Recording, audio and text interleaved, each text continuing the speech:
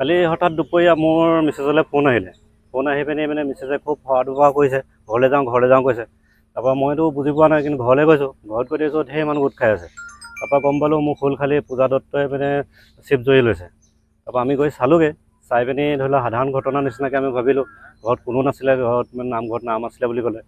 তাৰপিছত মানে আজি ৰাতিপুৱা আমি যেতিয়া কাপোৰ কানিবিলাক জ্বলাবৰ কাৰণে বা এনেকুৱা কৰি আছোঁ, এখন মানে চিঠি পাইছোঁ আৰু এখন ডায়েৰী পাইছোঁ। ডায়েৰীখনত আৰু চিঠিখনত মানে পাৰ্থ দত্ত সেউজ নগৰ হ'বলা, পাৰ্থ দত্তৰ নামটো উল্লেখ কৰা আছে যে মানে তেওঁৰ লগত প্ৰেমৰ সম্পৰ্ক আছিলে আৰু মানে তাইক মানে ধৰি লওক প্ৰেমৰ প্ৰলোভন দি যথেষ্টখিনি মানে মানসিক অত্যাচাৰ কৰিলে, ব্লেকমেইলিং কৰিলে।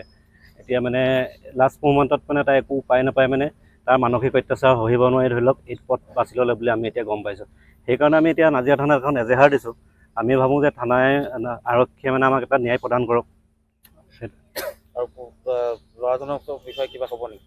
ল'ৰাজনৰ বিষয়ে মানে আমি এতিয়াতো ডায়েৰীখনত পোৱা মতে 2022 চনৰ 15 জুনত মানে সিহঁতৰ মানে ৰিলেশ্যন হৈছে।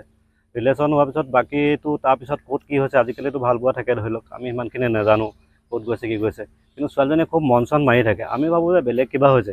কিন্তু কালি আমি যেতিয়া ঘটনাটো হৈ গ'ল, তেতিয়াও আমি ভবা নাছিলোঁ এটা সাধাৰণ ঘটনা বুলি আমি কালি আৰক্ষীক জনাইছিলোঁ।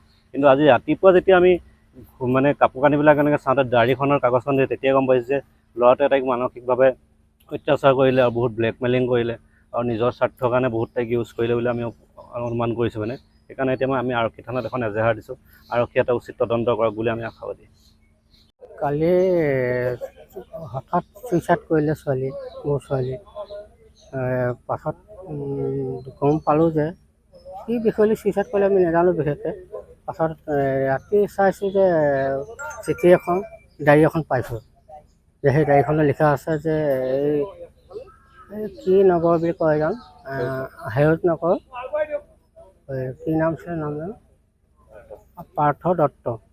তেওঁ লগত ভাল পোৱা আছিলে। তাৰপৰা তেওঁ বহুত অত্যাচাৰ কৰিলে, মানসিক হেৰিও কৰিলে। সেইটো কাৰণে এতিয়া পাই ইয়াত নাজিৰা থানাত এজাহাৰ দিছোঁহি। ছোৱালীজনীৰ নাম কি? পূজা দত্ত। কি পঢ়ি আছিল তাই? তাই BA ক্লিয়াৰ হয়। ঘৰত জনাইছিল নে বিষয়ে আপোনাক? ঘৰত বিশেষকৈ জনোৱা নাছিলে। মইতো বাহিৰত থাকোঁ, মই নাজানো সিমানতে। মাকে গম পাব পাৰিব। কালি ঘৰত কোনোবা আছিল নে তাই? কালি নাছিলে, কালি নাম আছিলে আমাৰ ঘৰত, আমাৰ গাঁৱৰ নামঘৰত। তেওঁলোকৰ পূৰ্বতে কিমান দিনৰ আগৰ পৰা সম্পৰ্ক আছে? 2022 চনৰ হেৰিত আছে। 22 চনৰ পৰা আৰম্ভ। এনেই লিখা মতে মানে 2022ত এজাহাৰ দিছে। কি বিচাৰে আচলতে আৰক্ষী পৰা আমাৰ ন্যায় প্ৰদান লাগে আমাক। তাই যে কেলৈ এনেকুৱা কথা কৰিব, মোৰ ন্যায় প্ৰদান লাগে মুঠতে। আৰক্ষীয়ে তদন্ত কৰক, তেওঁক আনক ধৰি, সেইটোৱে লাগে মোক বিশেষ।